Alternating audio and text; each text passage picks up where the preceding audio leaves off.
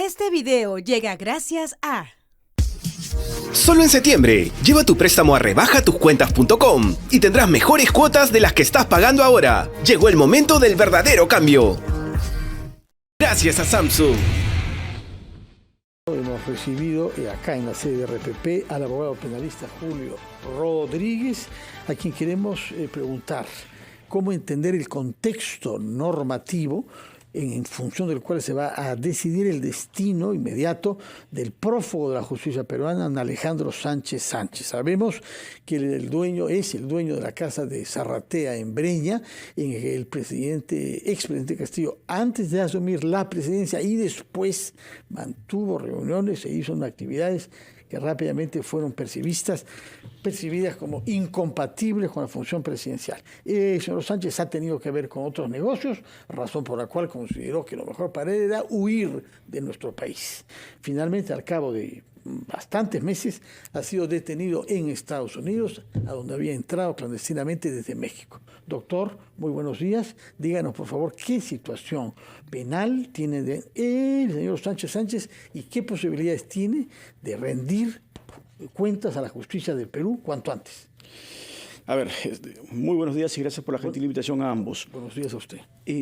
Lo que hay que destacar en el caso de Sánchez es una situación bien sui generis, ¿no? Sánchez, extrañamente, es una persona que ingresa de forma regular a los Estados Unidos por México, pero cuenta con visa americana. Entonces, la situación de él es peculiar. ¿Por qué?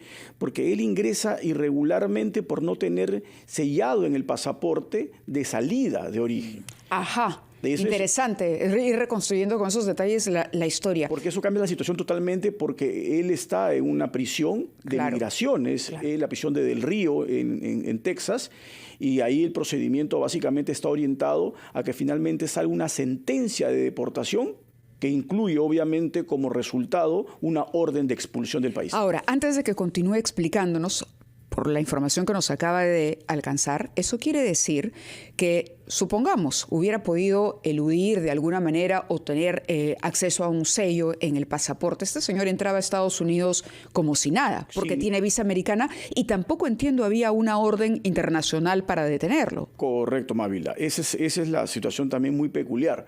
Interpol, en el caso de Sánchez Sánchez, después de haber sido requerida por la autoridad local, que tenía él una requisitoria pendiente con la justicia, rechaza el incluirlo en la lista de buscados a nivel internacional. El Estado peruano hace lo que se llama una insistencia con mayor fundamentación, porque la vez primera se le dice, este es un caso político, y acá en Interpol no perseguimos políticamente a nadie. De ahí el Estado peruano lo que hace es motivar y fundamentar, agregar elementos de prueba, etcétera, para poder insistir en que aparezca esta persona allí. Y la respuesta, después de muchísimos meses, creo que esta insistencia fue de inicios de este año, y el rechazo nuevamente se produjo en agosto de este año.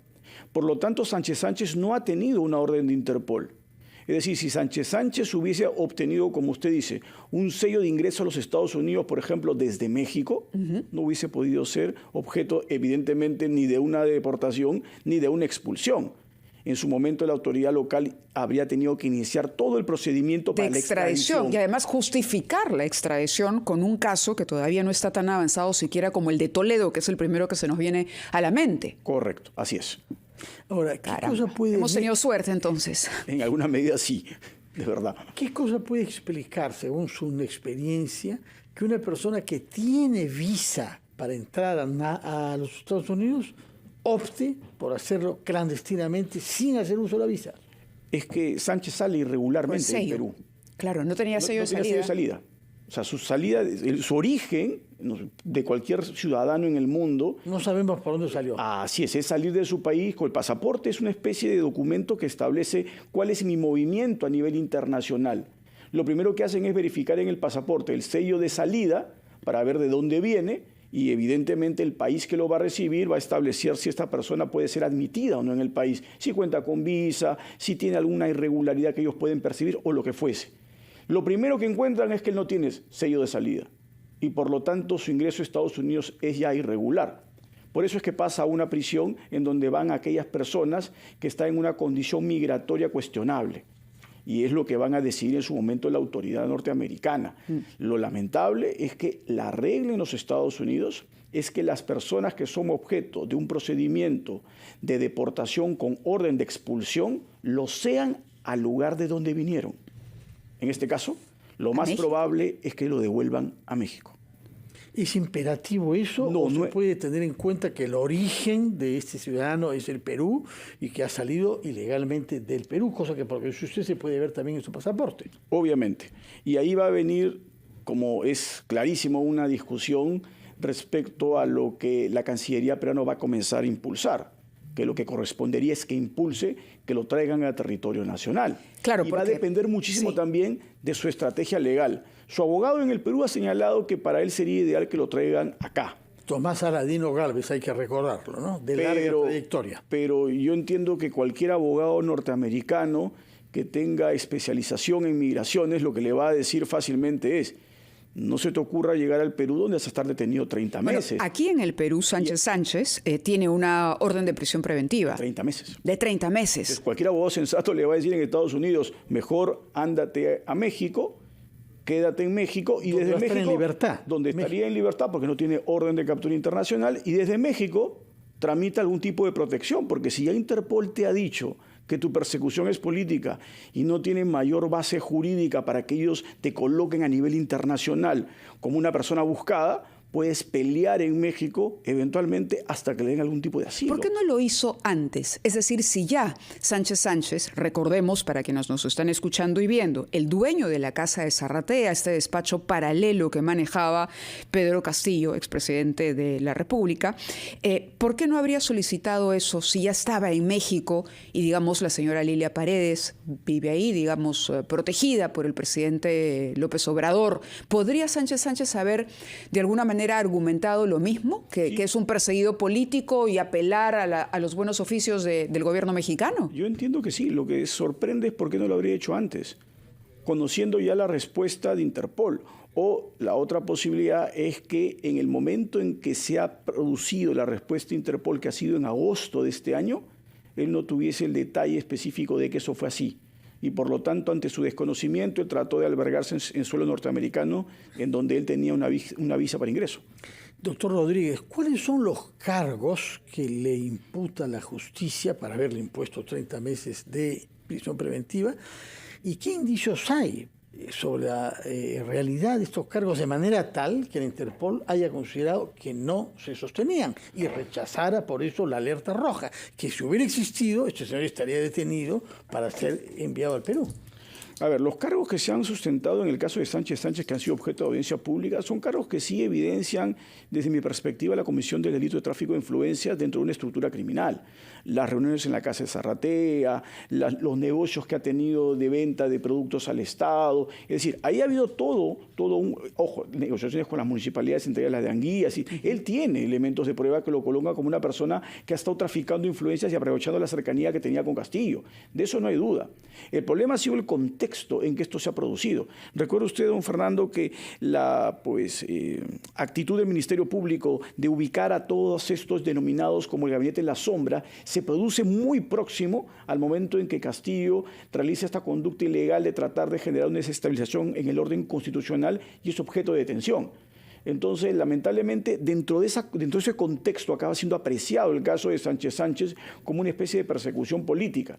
Creo yo, ahí deberían haber realizado una labor mucho más exhaustiva, organismos nacionales, para poder interactuar con Interpol y no se entienda esto una persecución política. Claro. Estamos hablando de delincuencia pura y dura. Porque para los aliados de Castillo en la región, el golpe supuso ya el pretexto perfecto para considerarlo, digamos, una víctima, si se quiere, de persecución política. Es el argumento que está manejando Castillo hasta ahora y que por lo tanto se extiende a todos aquellos que colaboraron en la instalación de esta mafia que estuvo instalada en Palacio de Gobierno. Correcto, y creo yo que, a Castillo se le comienza a desmoronar toda esta argumentación, por lo menos desde la perspectiva local, y hay que ver cómo se está comunicando eso hacia afuera, en virtud a la otra cantidad de casos que se le comienzan a abrir y a la cantidad de elementos de prueba que lo vinculan ya no solamente con este golpe de Estado, sino que lo vinculan con actos de corrupción que han comenzado a vislumbrarse de manera mucho más nítida, ¿no? O sea, casos como el de Sada Goray, casos que han evidenciado el protagonismo que ha tenido todo el entorno de Castillo. ¿Qué tendría que hacer ahora, o a quién le corresponde hacer lo que haya que hacer para traer a Sánchez? Bueno, acá tenemos que tener en cuenta que la labor es evidentemente de Cancillería. Cancillería tiene un rol protagónico frente a este tipo de circunstancias y debe hacer todo lo que le corresponde y los oficios que tiene que interactuar con la justicia norteamericana a través, evidentemente, de Relaciones Exteriores en Estados Unidos, la Secretaría de Relaciones Exteriores. ¿Y eso cuánto tiempo toma? ¿Esto va a ser un proceso de meses? Hay quienes dicen, bueno, Estados Unidos es muy drástico en su política con migrantes ilegales y por lo tanto va a ser cosa de días tener a Sánchez aquí. Totalmente de acuerdo, Mávila, pero acá hay una circunstancia bien irregular, ¿no? Estados Unidos es muy radical con inmigrantes ilegales porque son personas que no tienen visa. La situación de Sánchez es rara. O sea, es una persona que cuenta con visa norteamericana. Entonces, por lo tanto, él lo que va a tratar de argumentar, y esto va a generar seguro en su momento la discusión que va a llevar más tiempo, es que su ingreso es producto de una persecución política. Eso es lo que va a tratar de argumentar. Sí, quería preguntarle en general, antes que nos vence el tiempo, ¿hay otros casos de peruanos que son prófugos? Hay el caso del juez César Nostroza, estamos totalmente confundidos. ¿Qué pasa con él? Vive en Bélgica, según hay fotos ahora que evidencia, y no hay ninguna persecución a él, ni de Interpol, ni del Perú. Tenemos a un feminicidio en Colombia que quemó a una joven peruana en la plaza 2 de Mayo del centro de Lima. Y tenemos también el caso de Fray Vázquez. Bueno, y Silva. Silva, que ni siquiera sabemos exactamente dónde está. Si está en Venezuela o no, ¿no? ¿Qué cosa está pasando con todos estos casos en que quisiéramos que vengan al Perú para responder a la justicia? Bueno, hay que hacer la diferencia entre todos esos casos, ¿no? Más allá de que tengan como denominador común una requisitoria local, son casos totalmente distintos. El caso del feminicida, ustedes lo han visto, la actitud del gobierno colombiano en un primer momento pudo haber sido la expulsión también, porque esta persona habría entrado de manera irregular a territorio colombiano. Sin embargo, no se optó por ese camino y ahora el camino de la extradición, como ustedes saben, es un camino bastante más largo. Dijeron que tomaría 3 meses en ese momento, la Cancillería dijo. No, es imposible, don Fernando. Un proceso de extradición en donde hay primera y segunda instancia, donde de oficio impugnan los abogados que le colocan a estas personas, no va a durar 3 meses. Ese es algo utópico. Y lo otro, tenemos que diferenciar también el caso de Nostroza. Nostroza, pues no es cualquier perseguido. Nostroza es un ex juez supremo, es una persona que tiene conocimientos legales, y es una persona que ha ido teniendo victorias pequeñas, pero creo que ha ido sedimentando en esas pequeñas victorias afuera la posibilidad de que su caso sea cada vez más distante en términos de realidad que sea tramitado ya dentro del territorio peruano. Es muy subgénero también la situación de Nostroza, porque se ha defendido en Europa. Y además han habido, sin ninguna duda, algunos errores en la persecución del caso Cuellos Blancos.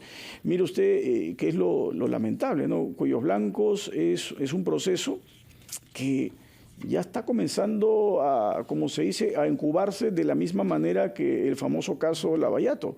Ya van pasando muchísimos años y no tenemos evidencia de que existan numerosas personas que han sido condenadas por este caso a sentencia firme.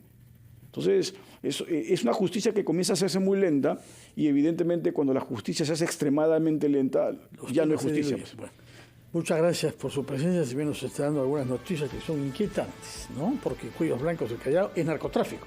Es que hay que diferenciar 2 niveles. El primer nivel de Cuellos Blancos es un nivel que, desde mi perspectiva de análisis, muere en la Corte Superior de Justicia del Callao. Y de ahí hacia abajo, efectivamente, es algo vinculado a tráfico de drogas. Pero el Cuellos Blancos que se construye por encima del presidente de la Corte, de Duarte del Ríos, hacia arriba, miembros del CNM, miembros de la Corte Suprema, de la Fiscalía Suprema, etcétera, ya no es un caso de tráfico de drogas. Es un caso de estructurado como tráfico de influencias dentro del sistema de justicia. De acuerdo. Doctor Rodríguez, muchísimas gracias por haber estado con nosotros. 9:02 de la mañana. Vamos a los titulares de la hora y regresamos.